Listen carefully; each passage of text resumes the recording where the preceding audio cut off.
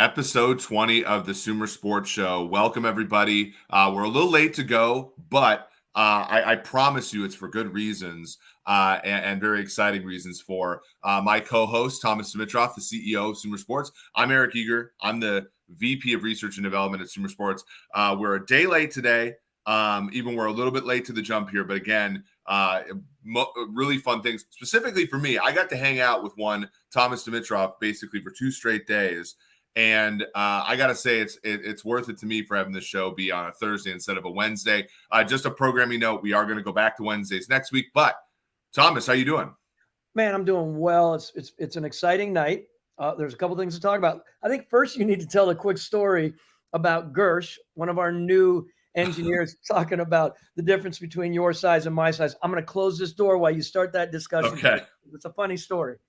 Yeah, I mean, so it's funny because Gersh is one of our new engineers. And in fact, when he learned of being able to work at Sumer Sports, one of his friends said he was a listener to my old podcast, the PF Forecast. A lot of you have referenced that in comments for this show. And so we already had it's funny, but we already had a fan of our podcast and of our company before he even joined. And then the most surprising one was he thought that you were the tall one of the two of us, and I was the short one. And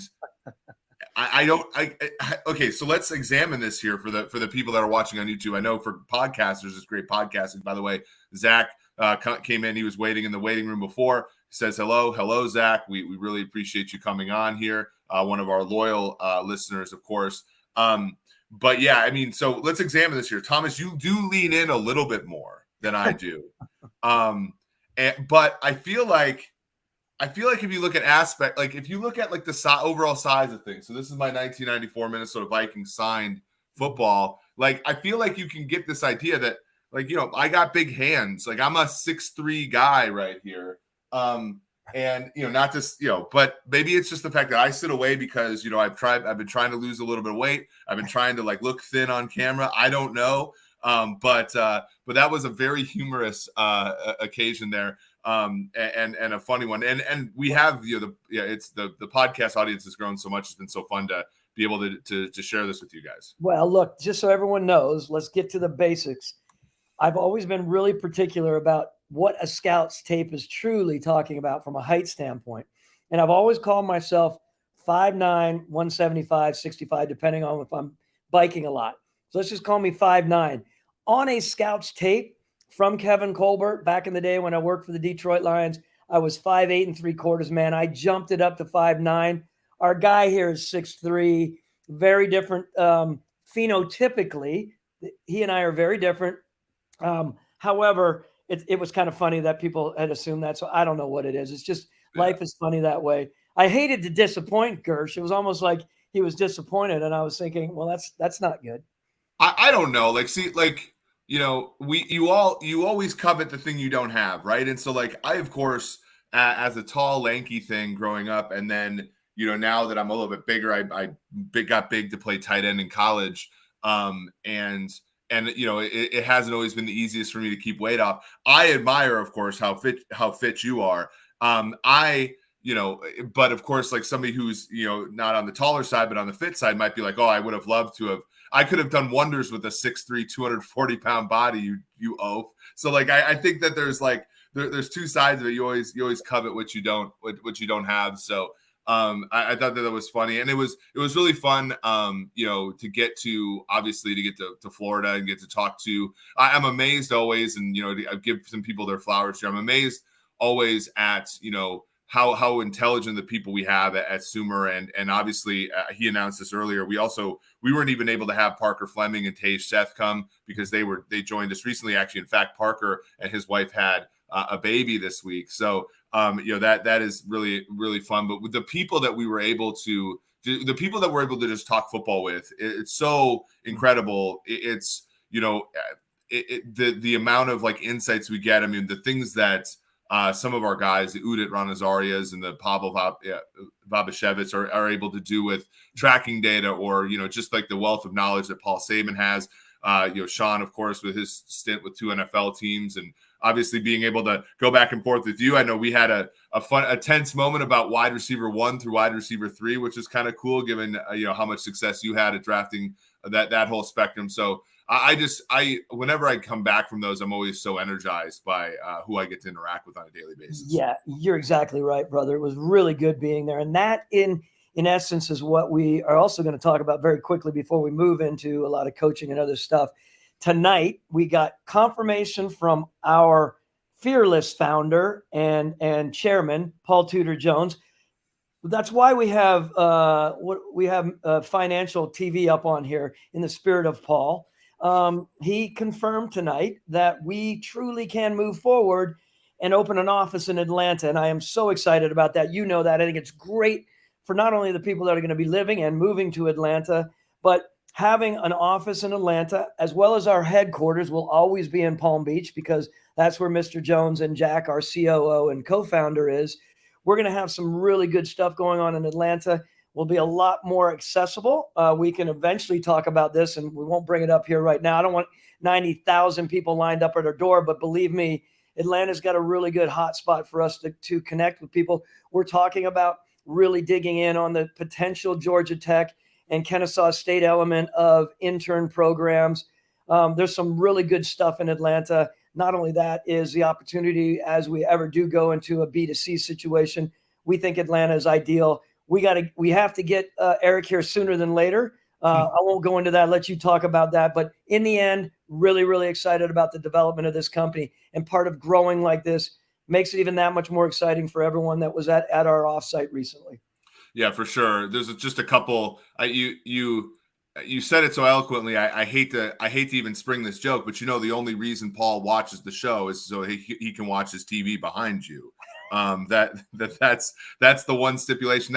He said, look, you guys can have a podcast, but Thomas has to have Emmett or what is it, CNBC on in the background so that I can watch the ticker while you guys talk. No, that's just a joke. But by the way, we already have some interest here. We have Dan Bodine. I am a Georgia Tech student. Well, we will be talking to you, but and it's so great. Like this community that we've built, not only at Sumer but in the sports analytics world in general. What we want to build with this podcast, we want this to be a place where we talk about the latest and greatest ideas in this space, and it'll be so cool to be able to interact with everybody on a day-to-day basis. Surely, drive the conversation forward. And I, just thinking about some of the things that we were talking about this morning, about coaching and just, what are these teams looking for in general? And that's kind of the topic that I wanted to bring up early. It's clear to me, obviously, that there's still a ton of meat left on the bone in both directions, right? There's the analytics, like the folks like me, I think we have to derive better metrics to study and evaluate coaching. There's no doubt about it. I think we've made worlds of advancement. In fact, the Hidden Game of Football came out with its second edition the other day. And that, in the 80s, they talked about coaching decisions in that book for the first time, really in a formal way. And then, of course, I think we have to be able to communicate better to folks who have hired coaches the same way forever. That to me is there's such a gap that we can collectively bridge, because right now, teams are going through, and I want to, just kind of give people an idea of where the landscape is. Arizona needs a new GM and a new head coach. They're the only franchise right now for which that's true. Indianapolis needs a new coach. Houston needs a new coach. Carolina presumably needs a new coach. They haven't talked about Steve Wilkes in that way yet. Denver needs a new coach. And, not to speak too early, but there is a chance that Los Angeles with the Rams with McVay might end up needing a new coach. That has not been confirmed. I do not have any inside information or anything. There have just been a much speculation there. But to even think about where this goes, Thomas, you have such a diverse group of teams needing coaches that there is not going to be a one-size-fits-all recommendation for every single team here. So this is a perfect segue into talking about coaching selection, how incredibly multi-layered it is, how difficult it is, and all of the listeners and all of the followers who understand or have an idea about football, how important it is to make sure that there is a relationship between a general manager and a head coach. It's much bigger than just play calling, game management. There are so many layers, and you and I have been talking about this for years right now, and we're really honed in on it right now. I'd love to spend a little bit of time talking about it from the perspective of you have the stats behind this, so I'd love for you to riff on this. But where the numbers are right now, the mistakes, respectfully, I'm not in any way taking shots, of course, at ownership. The reality in the NFL right now is we need to improve. I say we formally. It's really important that the league is doing a more adept job in bringing together those coaches with the general managers who are going to build teams together. And there's not going to be this turnover as regular as it is. That's a lot of money. You have the stats on that. Riff a little bit on the money out there first before we get going on this, because this is vital. I mean, it's crucial. I mean, Matt Rule, the thing, I'm going to bring this back a little bit to two coaches that kind of give rise to the same problem, right? And they're not bad men. In fact, Matt Rule is a coach now at my alma mater, Nebraska. But, the Panthers gave Matt Rule a very, very generous contract because they were afraid that he was going to interview with the Giants. An APY of $7.8 million in his first go-around. Yeah, and a 6-year deal as well, right? I believe a 6-year deal. And so, the problem is, of course, when that doesn't work out, then you're on the hook for all that money unless the guy can get another job, and then there's offset money. But then that creates another thing where Nebraska's got to give him what it was an 8 or 10-year deal just to make it worth his while, because they got to give him new money on top of the stuff he's making in Carolina. Mm-hmm. I remember in 2006 when I was in college living in Minnesota, the Vikings had just fired Mike Tice, who, by the way, Mike was a wonderful football character. He was in Atlanta for a while. Matt, love Mike.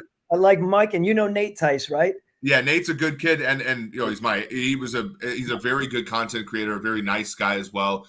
Great follow on Twitter, and so the Vikings fired Mike Tice on basically they handed the teams, every player on the team, a piece of paper when they beat the Chicago Bears in Week 17, and they finished 9-7, but they already had made the decision to fire Mike. They handed people pieces of paper on their way into the locker room from that game, right? And so that was a tumultuous thing, right? And Minnesota's a market, like I just spent the last month there, spending time with my parents. It's cold. It's not, I like it a lot, but it's not necessarily the greatest place, for everybody. So you also have to pay more in that respect. And Brad Childress, who had been Andy Reid's offensive coordinator for a number of years, 4 straight NFC title games and a Super Bowl, was on the market. And the Vikings interviewed him first, and they were so afraid that he would go to Green Bay and take the Packers job that they gave him too much, and they gave him too much power. And ultimately, Brad ended up turning it around a little bit. But even then, to try to justify that deal, they gave him another deal that was humongous. And 10 games into his second contract, they fired him. And again, they were on the hook. And Brad, to his credit, went and sipped Mai Tais for a year just to collect, as opposed to, getting another job and getting the offset. And it's just the mistakes that these teams make are tens of millions of dollars at the position, because it cuts both ways. No salary cap and guaranteed money. So let's do this. Let's pull back a little bit and let's start from the beginning. Let's educate everyone on the 101 element of hiring a head coach, with a general manager in place. It could be the other way around, of course. Here we are with Mike Vrabel, who are trying to hire a GM. But let's more just focus on the GM in place and hiring a head coach, right?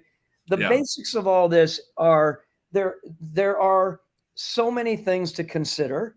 You and I have been talking about this, in the spirit of how we could continue to parlay this into our own business, which we know and think strongly can be really, really beneficial to the league. And that's having an analytic approach, and also having the subjective approach that we think that we could sort of map together in a very creative way without getting in a ton of detail, and present to ownership and a GM and ownership to present what we might think is the sort of the best case scenario for that organization. So we've talked a lot about it being focused on roster optimization, which is true, but this has been something that's been in my craw quite a bit, because you have to make sure, as a general manager, as an owner, as a president, that you're putting the right team together. And it's not just the head coach. Yes, it is a head coach, but it is also the coordinators, adept coordinators, as well as adept position coaches. When you start this whole process, sitting down with the owner, oftentimes the president, you have to decide as a group, that threesome, how you're going to build your search group. Very, very important. Some teams, it's completely narrowed down to the GM and maybe the ownership group, maybe the owner and the owner's wife or the sons, depending, but it's really small. There are others. When we were in Atlanta, when we were hiring Dan Quinn, we had, I say, 12 people. We had a big group. That was very different than when we were hiring Mike Smith. We expanded it. So it depends on how the approach is going to be, and what personally I think the ownership does when they step back and they realize, okay, the next time we hire a head coach, where have we come up short, and where do we need to expand to make sure that we are crossing our T's and dotting our I's? So, and again, Thomas, where do you ever worry that sometimes you're overfitting in that sense? Because I've seen teams, for example, they fall into the category of doing the exact opposite of their last coach with their new coach, right? So you go Brad Childress, Leslie Frazier, Mike Zimmer, Kevin O'Connell. You go hard ass, nice guy, hard ass, nice guy. And is that do you wonder if maybe you're erring in that way? There's no question that happens. I mean, it's just human nature, right? You've just spent 4 or 5 or 6 years, hopefully not 1 or 2, but you've spent a handful of years. And as a team builder, as the GM that survived, and the owner and the president, let's call it the way it is. You're at a spot where you're like, take a deep breath. Let's have some freshness about it. Let's go from Mike Smith, who in my situation was a really good coach. I've said that time and again. Mike Smith is very different than Dan Quinn. So it was a sort of a dichotomous hire. It was good because at times you need to adjust. You need to adjust not only the energy, the approach. That's really, really important.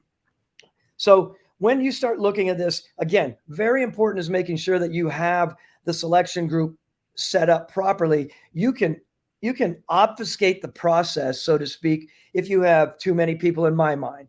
And you can also short sell it, in my own mind, if you have 1 or 2 or 3 people and you really haven't expanded your view. So there's a nice fine line there. Really, really important. We'll go and I'll come back to it, but that's the start, making sure that you have the right people. Understand this. I have a strong feeling about this. There are some great presidents out there, of course. There are also people out there who will join the owner's search group. Remember this. They have to make sure that they have the right motives in place, not just for survival, making sure that that president, making sure that the cap guy who might be involved, the GM himself, some of the personnel people, there's a lot of people involved there, and they have their own ulterior motives to survive. Yeah. The owner needs to know, plain and simple, let's make sure everyone's raising their hand for the right person, for the betterment of this organization, not for their own survival. And that is really, really big and very, very important. Well, and I think that's where quantitative analysis can really help, right? Because, I think, and I'm going to be very raw here and say, I don't think quantitative analysis can do the whole job. But I do think it can. I do think it can sniff out some things, right? So if you're somebody in the building and you're pounding the table for your guy, and that guy isn't qualified, or that guy isn't necessarily fit for the job, he's not a great, all these things, but there's a couple factions in the room that politically want him there for various reasons, and we've seen this happen a number of times. An analytical approach can say, look, we know that the numbers aren't going to completely dictate who we're hiring here, but you're suggesting we take a 3 out of 10, or in your scale, 3.5 out of 9, while there's 5 guys who are 6.5s here. Come on. And at least it will get the conversation maybe in the right direction and look at alternatives. And again, we don't want to dismiss the human element of it. People don't know, like, maybe people know this, but when I was in college, I played for 3 head coaches. My first year, I started with a guy who had been there for 30 years, and he was on his last leg, and then he resigned. Then we hired a guy.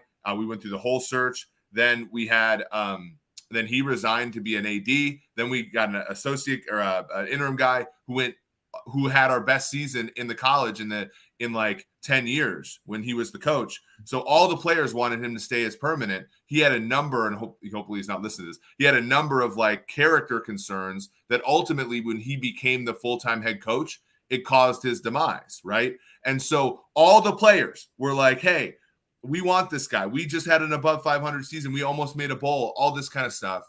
And yet a rigorous process probably would have eliminated him and probably would have saved the university some angst and stuff like that.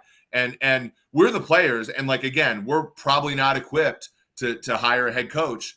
And yet, like, there's a room of people who are going to have a little more gumption and are going to come at it with a little bit more strength. And if that guy is not the right guy for your team, you have to have reasons, either mathematical or, when you talk about personality tests or scouting evals of the coach, you need to have reasons for that. So one of the things that most people don't know about this, in the early stages of Sumer Sports, we pulled in almost 50 former head coaches, some of the best minds, former head coaches, coordinators, position coaches, personnel men, GMs. And we had ideation pods, and we talked about everything under the sun, not only the metric trees per position, which was very, very important. We segued into conversation about coaching, about next steps in coaching, hiring coaches. We tapped into some unbelievable knowledge, some of the best minds over the last, 50, 60, 100 years of football. We feel very strong. Thank God that we had Paul Tudor Jones willing to spend the money on it. We spent a lot. We've done that a lot, just so everyone knows. We continue to tap into our GM focus groups. Won't get into details of who they are, as well as coaches who can really provide us with the right information as we are growing. Of course, I have a ton of experience, humbly, having been in this league for 30 plus years in football and 28 in this league. And, you having a really strong, one of the strongest analytic minds, in the country, in the world, per football, for sure, per sport. And we're able to really tap into this and understand hiring a coach is a really complicated venture. And there are many levels to it. It's not just how people are calling the plays, as I mentioned earlier. There are subjective elements, and you have to have a decision amongst your search group, your owner mainly, and your general manager, to decide what you're truly looking for. If you don't, what continues to come out in all of our discussion with our GM focus groups is we're talking about some of the subjective elements. We're talking about leadership. We're talking about communication. We're talking about adaptability. We're talking about pure intelligence as it pertains to football. And then we're talking about a lot of other quantifiable elements that aren't as subjective, which are vital. How you weight all of those elements are really, really important in my mind as a former GM that has been around a number of great coaches. I'll go all the way back to my early years with Wayne Fontes and Bobby Ross in Detroit, to Butch Wayne Davis. Fontes, a personal favorite of mine. Yeah. The starter jacket, unlike the starter jacket, is first ballot Hall of Fame coach attire. Wayne Fontes in the Silverdome, amazing guy. Well, that's exactly right. I think about those guys, right?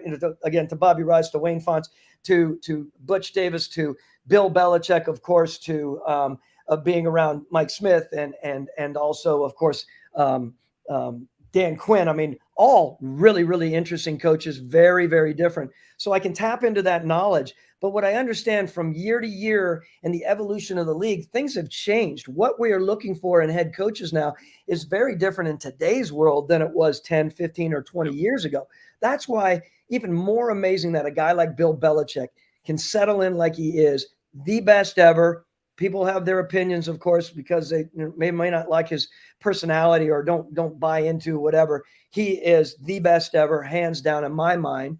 So having an opportunity to be around that is important. But look, when you start digging into trying to decide on who's going to be the best coach for you as a general manager, and all you rising executives, this needs to be discussed a lot more. And I want to fold into some of these other areas that we can talk about that I know you can bring up as we're. Yeah, I think that's really where you really have to decide where your team is too, right? Because I think of all the things you can quantify, and I did this at I presented this at this Carnegie Mellon conference in 2018. You can literally just measure play calling ability by taking grades, and again, they can be Pro Football Focus grades, they can be Sports Info Solutions grades, it can be Paul Saban's plus minus that he did for ESPN. You can do any grading system and say, okay, how would an average coach perform in this situation?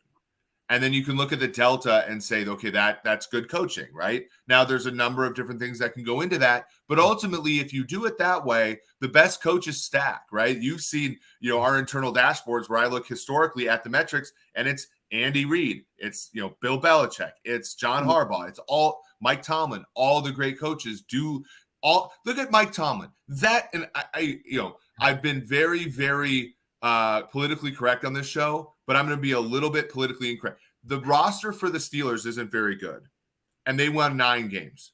Like, that is a great coach, right? We talk about the Titans, and I don't even think the Titans roster is necessarily that bad. They're just all injured, and that team is playing for their division every year. That's a good coach, right? Like, we look and, and this is another thing for people who aren't necessarily mathematically oriented. This is how a mathematician thinks, where I'm listening to you, Thomas, and I'm listening to people who are of your caliber and of your orientation talk about what makes a good X, and then I go back to the computer and try to code it up.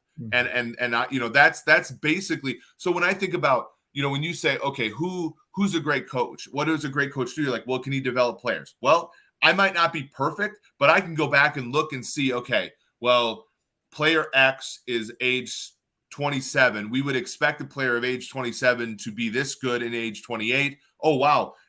That coach makes that player above and beyond that expectation every year, right? So that guy's a good, developer. Now, can that perfectly encapsulate everything? Of course not. If a guy gets hurt, right, then he's going to grade worse in all likelihood, and maybe then I'm missing something there. But if you build a sample over a large set of coaches, you're going to win 55% of coaching hires when the rest of the league is winning 50. You're going to win 60 when the rest of the league is winning 50. And so those are the kind of things you look at. And I know Zach Rogers was talking here about coaching decisions and building a simulation. By the way, Zach, one of the more brilliant people in the public sports analytics space. I hope everybody looks at his Big Data Bowl submission recently. But it's fourth down decisions too. Like, you look at Dan Campbell, and everybody talks about how inspirational he is and how awesome he is, right? But the guy also goes for all the right fourth downs. And those two things are correlated, right? If you tell Jared Goff, a mediocre quarterback for most of his career, hey, I believe in you, maybe he's going to get better. Like, that's, and maybe that's contributing to development. And so it's hard to mash all those things together, but I think with a large enough sample, you can get an idea of what guys are pushing the right buttons. And then after that, it's up to, the people that are paid the real big bucks, the GMs and stuff, to make that decision about, okay, let's break a tie between two guys who the math like equally. Oh, look, we had a great conversation this morning with you, me, and of course, Sean Clement. I thought it was fascinating. You guys could tell we're getting a little bit agitated, not with me, but just the concept of it's not that complicated. What happens with a lot of old school football people, not even old school football people, most of the football people in today's world need to continue to be educated. Do they have the brain to be educated? No question. Do they have the time? Do they have the focus? Unfortunately, they don't. They need a company like Sumer Sports to come in my opinion, with a big brain data scientist like yourself. Humbly, someone like myself that has sat in the seat and has been around football for 30 plus years, to be able to describe the importance of combining not only the analytical elements, but also the subjective. Let me do this, because this is really important. Bear with me for a second. I know.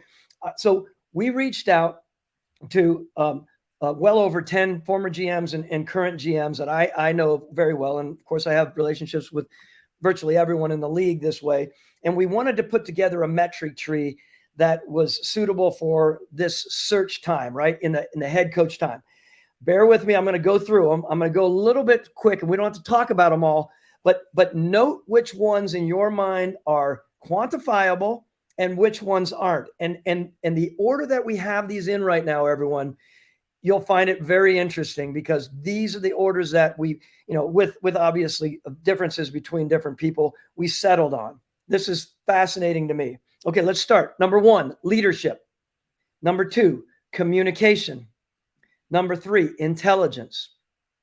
Number 4, culture builder. Number 5, adaptability. Number 6, evaluation prowess. Of course, we know what that is. Play calling, number 7. On-field ability, 8. Scheme ability, 9. Discipline, 10. 11, development. 12, in the meeting room. 13, game planning. 14, relationships. And 15, substitution. Don't get me started on substitution, by the way. I know, like this is, and I think we're gonna, we might have to enlist the great Adam Vonderhaar, formerly of Dallas, now with us, who has done great work in that realm. There are some of those things that you can't, like, I think leadership is difficult to quantify, right? I think culture builder is one where I think you can actually probably, and I actually had a conversation about this with the GM in the league the other day, which was like, I wish I had data on the trades and the free agent signings that didn't happen, because I do think you can suss out culture building by your ability to sign free agents above and beyond your, like, what their market rate would have been. So I take like Zadarius Smith, for example, who went to Minnesota, and I think that like there was an aspect of like, I want to go play with Eric Hendricks, I want to go play with Harrison Smith, I want to go play in a place with all these veterans who have built a great culture in Minnesota on the defensive side of the ball. And there might be other places where players don't want to go, right? And you could probably, through transactional data, suss that out. But that one's more on the side of, you probably have to get into that locker room and walk around and be like, when I was going to grad school, when I was being recruited to go to grad school, a woman came up to me during my trip, and she goes, all you need to know about this place, Eric, is all the grad students are happy. And like, I think like the part of football is like, you kind of want to go in and be like, hey, all the people here are happy, right? Like and that's hard to quantify. So can I interject quickly before you go, just very quickly? So when we're talking about the 1 to 5, leadership all the way down to adaptability, and let's just say hypothetically, we say those are difficult to quantify, not impossible. I would suggest to everyone, here's my own little deal here. We can't pay you, of course, but I'd be really interested to see if anyone has any really hot ideas of how you would truly quantify leadership, communication, intelligence, culture building, and adaptability. Which, by the way, just to interrupt, we hope eventually to have a content place on our Sumer Sports website. What we would like to do on a future episode would be what Thomas has listed out, have that be a part of the show notes, and have obviously turn comments onto the website. We would love for sumersports.com to be a place for that, and we anticipate it being such. We are finishing up some of our B2B products before we get to that, but that is certainly part of the vision. And again, there are a bunch of great ideas here. I mean, the fact of the matter is, like, I like this one right here from Mojal, who has been a very loyal listener. The Jags have overpaid for free agents this year to change the culture. Like, and Doug Peterson has also changed the culture a little bit too. But like, these are things where, math isn't made by just throwing the data into a machine. You have to have hypotheses. You have to have, and maybe there's a hypothesis here where essentially, like, we go in and say, okay, what are the traits? Just like you're, scouting players, what are the traits of a good culture? Can we find data to help us see if we can discern from that, and so on and so forth? Mojo, just very quickly, Mojo, I 100% agree. I don't know how many times we did that, especially through Atlanta, when we went out and we made sure that we were acquiring the right free agent or not, or getting rid of someone on our team. We had this discussion the other day in our on-site, right? Where we had the discussion where, you'll never or rarely are you going to see a top-notch free agent from an organization leave unless, call it the way it is, he is a what's the right word? Yeah, he's a prick, right? If he's a prick, and even prick, like I would keep pricks on my football team. It's a step beyond that. Well, you would keep a prick, but if your prick on the team ends up turning, I've always believed, and Bill Belichick was wonderful in this, he could have 3 or 4 wayward souls or 1 or 2. But if you end up having 6, 7, or 8, and your pillar players become that, it is a no-brainer. It ends up tearing your building apart. So when people make comments like you might have made comments before towards me, I don't know if I really would have done that, parlayed that owner in your ear, everyone understand this, and a head coach who's saying, we need to sign Julio Jones to a 3rd contract for many, many reasons. It's not just how he is in the locker room. It could be, again, you've heard me say this, it could be how many damn jerseys he's selling or whatever tickets he's selling. I mean, those are other things to consider that a lot of times you think, oh, you don't think about that. You do think about that. The culture is a big, big thing. And how you quantify that is going to be interesting, just how you quantify some of these other top 5s that are really interesting in that list. Yeah. By the way, there was a great question here by a gentleman called Jim Monk in the comments who said, is there a position for a person who can bridge the gap between analytics and coaching in football? Now, there are some people. Daniel Stern of the Ravens is a coach who is an analytics person. So these have already happened. He's the one who got I think he had a Good Morning Football segment about him and with Harbaugh's 4th down decisions. The pioneer in this has been Dean Oliver, though, who is a basketball coach for the Washington Wizards, who prior to that created a book called Basketball on Paper, one of the premier analysts, but again, to gain a little bit more of a foothold. I personally believe, and this is where this is where I think maybe I'm different than a lot of analytics people, is I believe that I need to be above replacement in everything else about football if I'm going to ever make any progress within football. So like my hope is, like, if Thomas said, hey, Eric, we're doing the Sumer Sports Show today and you can't talk about math. Like, my hope would be to be a better than practice squad player in this podcast. Like, that's my hope. So I want to know enough about football to be able to bullshit with Thomas about football and at least not embarrass myself. And I think my goal as somebody who mentors people in sports analytics, like that is my goal. So I want the statisticians that work for me to be that way with respect to football, and the people I work with, like Thomas, like you and I are working. So like if I start a podcast, let's say in 3 months, and I'm like, Thomas, you can't talk football. You guys got to talk math. Like we're going to have an above replacement level show. That I think is the goal, right? Because then they're football teams in every sense of the word, right? Like I want a future where you hire a coach and no one says, well, that was a scouting hire or that was a front office hire. That's an analytics hire. It's a football team hire. And I think that most places operate that way because there's not as much analytics there. I want a team that has a fair amount of analytics, but all the analytics people are football people at heart in a very real way. And not because they start out that way like I did, but more like because we have gone out of our way to bring them into the community that way. This is one of the things that you had mentioned earlier as well, in and around what you're saying. What GMs do not oftentimes, or it takes a while for them to get a second opportunity, right?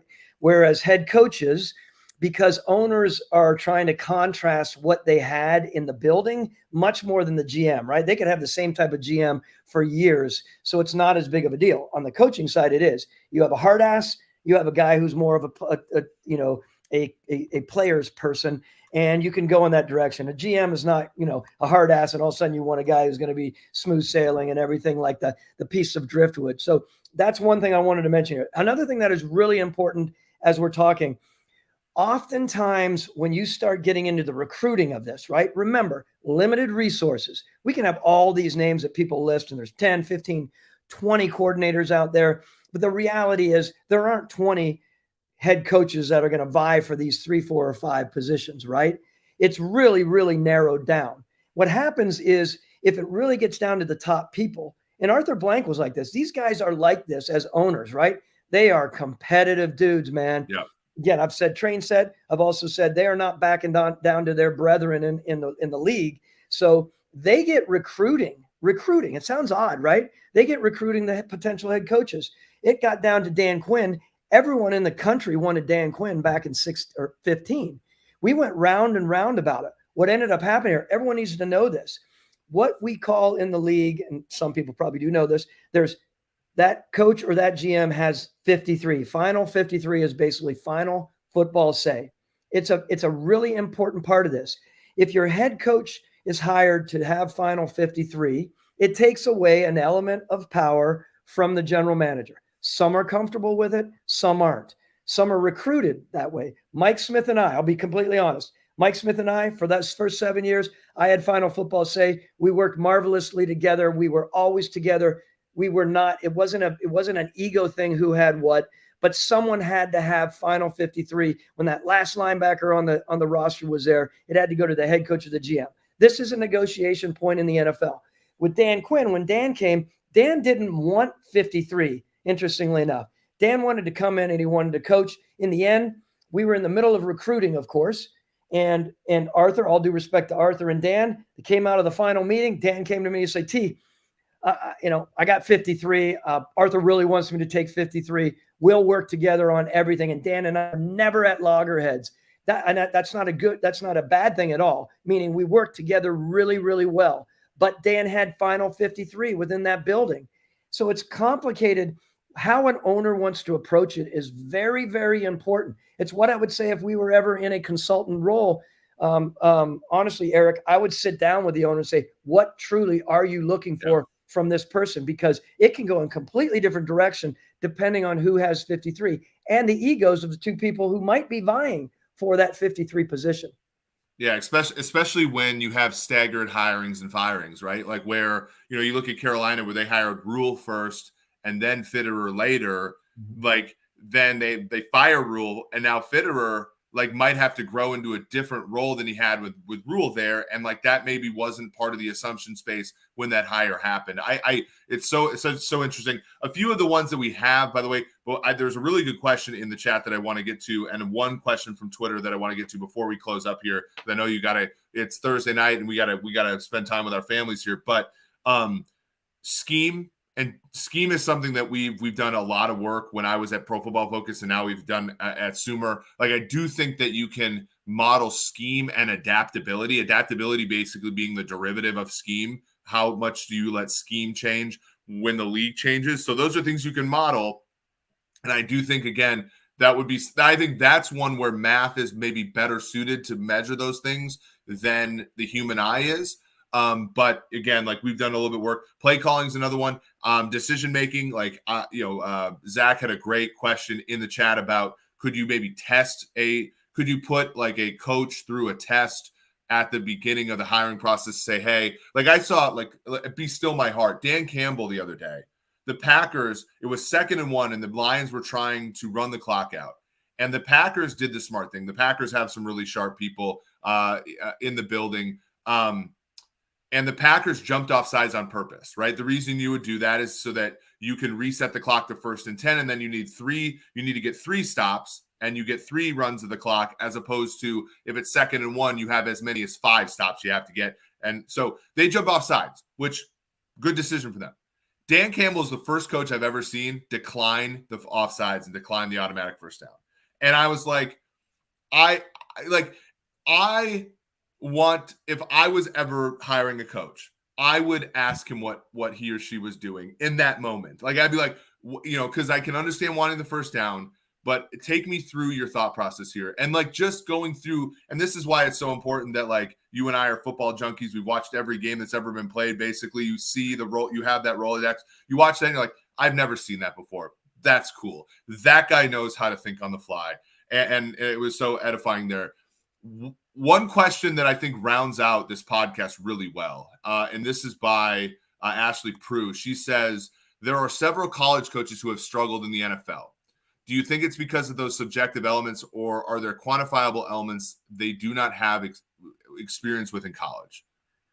I have some strong opinions about this. You want to lead in on the quantifiable side, and I'll answer more Yeah, I think that what wins as a college football coach is just totally different than what wins in the NFL.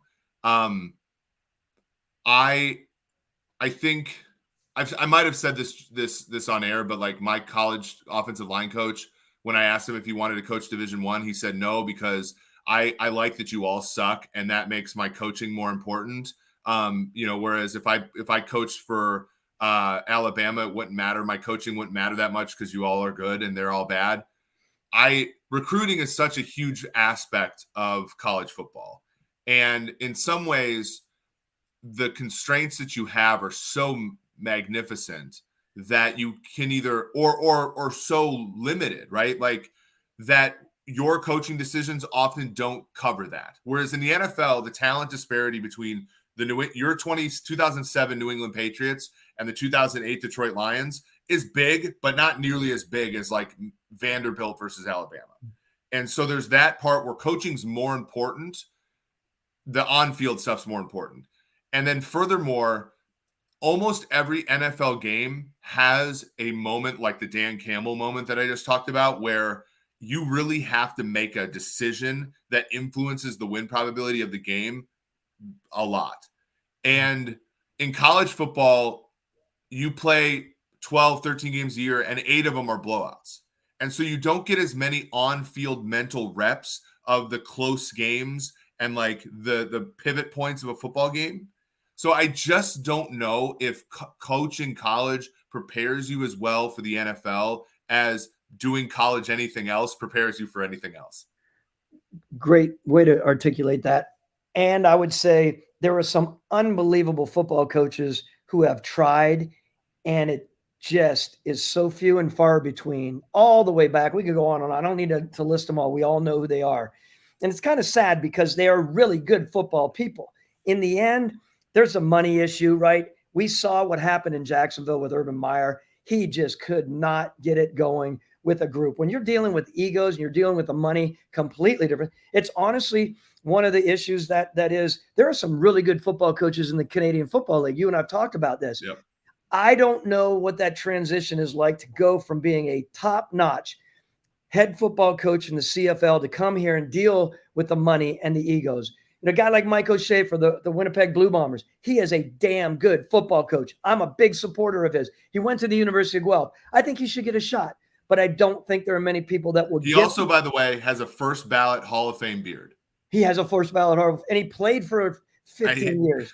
He's just, but so what I am saying here too, though, is that is such a tough move to come from college back into the pro. Now, there are guys. I'm a big fan of James Franklin. I think James Franklin is a really good football coach. Those people who have coached in the NFL, gone back to college, even those guys, I'm sure James Franklin, as good as he is, I'm not answering for him, would say like, wow, I feel like I got a really good handle on Penn State and what he's doing there. But that's got to be a little unnerving thinking someone's going to come here, throw all this money at me, and I'm going to have to go back into the NFL after that many years away from it. Things change. They're changing fast. I just don't know in the very end, when you're a head coach, and I've said this time and again, in the college ranks, you are the dude. Remember, everyone, yeah, you have a president. The president's down the hall or down the hallway or wherever, down the street. I get it. The AD has no say over you as the head coach. You're the highest paid public employee in most states. Most states. And then when you come into the world and you have to coexist side by side, even giving away, again, what I said earlier, final football say to a GM, that's a big ego blow. Yep. And it's not easy to deal with. And then, so many, many times, a lot of these college coaches that come in to work in this space in the NFL, they just lose grasp. And before you know it, they get pissed, and there's all kinds of turmoil going on. And then all of what you're measuring that you think is so great about that guy, Chip Kelly is a really smart football coach, but it went awry with he and Howie Roseman, and it ended up just completely diving. Well, and you see it with the NIL stuff because you see where coaches are a little nervous about players getting power, right? And not because they don't. I don't think that these guys are like super, I don't think they're bad people for this. I think it's more of, and you see it, and we talk about this in business all the time. Like when you're working with great people, you have to understand how to manage right? And management cannot just be. It cannot just be I'm God and you're not. Like that cannot. And like I feel like for a lot of college coaches, that is the orientation. Now, you got in my feels a little bit because Mark Trestman, another Minnesota State graduate like myself, I really wanted to root for him, A, because I love the CFL, and B, because I wanted to see another Dragon do well in the NFL. But you could tell that he lost that locker room.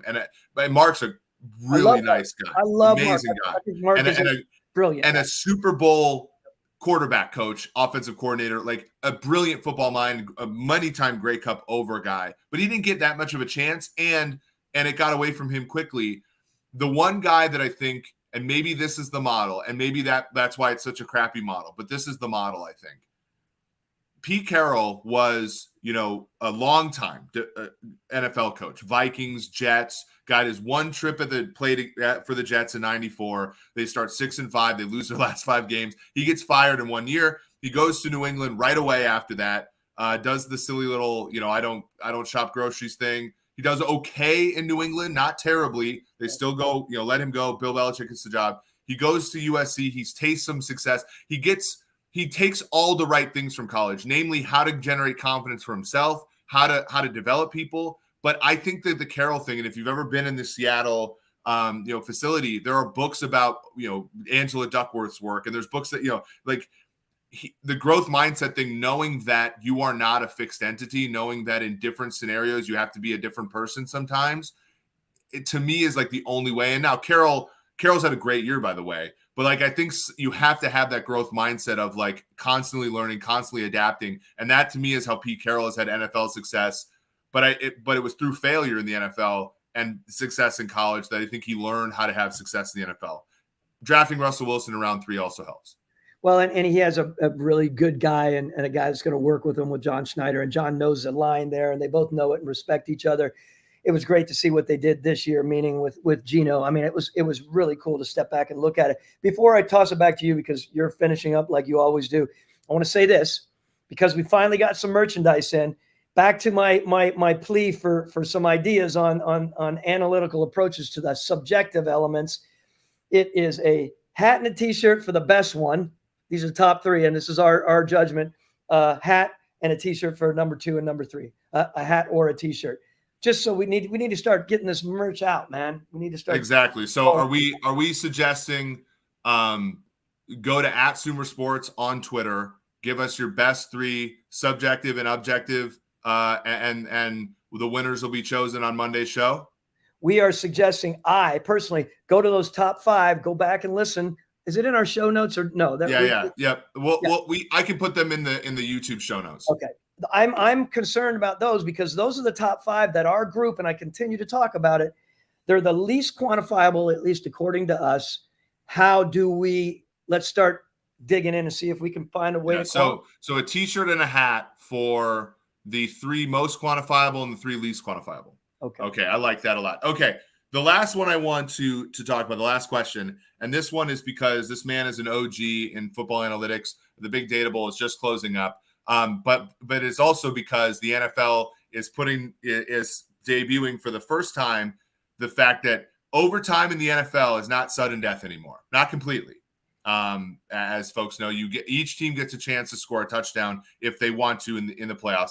Michael Lopez at Stats by Lopez, the director of data and analytics at the NFL, I think he's executive director now. He says, episode 20 question: what rules change would you make and why? I gave this to you. We had a day to think about this. I'm interested to see what you say. Well, again, it is overtime, and I am just not a fan of sudden death. I really am not. So look, that's where I'd go with it. And I know you have a strong opinion about it, so I don't want to let. Why don't you rhyme off? So you would. So, and I know Mike doesn't agree with this because he actually wrote a really cool article in Sports Illustrated a long time ago about what happened when the NHL started making overtime ties basically if you got to overtime, you got a point, and it showed teams slow down at the end. I'm more in favor of having ties in the NFL after regulation in the regular season than I am with the current overtime. I think we should just play one quarter of a predetermined length, and whoever wins that quarter wins the game in both, regular season and NFL. And if it's a tie after that in the regular season, make it a tie. And in overtime, you just keep playing until so basically you keep playing quarters until after a quarter the game's over. Like a team has more points than the other team. That is what I do. I understand there's player health issues and things like that. Those I think statistically aren't as big of a deal as before. But yeah, that is what I would go with. I would also, by the way, this is the one rule I would change in the NFL, and I wonder what your thoughts are on this. I would make rookie contracts either shorter or longer. Okay. I would make them either 2 years or 6 years. Okay, that's very interesting. I think 4 years is too weird of a window in the NFL. It's weird. Yeah. Because linemen mature too slowly, and so you don't draft enough linemen, and the quality of play is lower. And some positions do so well from the get-go, like Justin Jefferson, that I'd either want it so that you could extend him you have to extend him after 2 years or not. But I think 4 years is the wrong window for a rookie contract length. And so I would either make it 2 and make it like bidding after 2 years, or I would make it 6 like baseball and basically back kind of to the 80s. But then it makes team building that much more important. It makes the draft that much more important because you can't just churn and burn picks because you have those guys for 6 years. Of course. I do want to step back for a second to the tie thing that you talk about. Why not go to the tie thing? What has been the discussion out there about, okay, we go to the tie, it's a tie, but let's have a shoot off.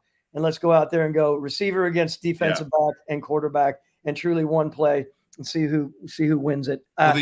The USFL did that in the spring, right? So they basically had 2-point conversion back and forth, which I actually don't hate that. It's just, it's really difficult to determine a fair outcome, but I don't mind that at all. And in fact, it makes the stats better, of course, right? Because you're not going to generate that many more yards. And for sports betting and stuff, you were talking about props and over-unders and stuff.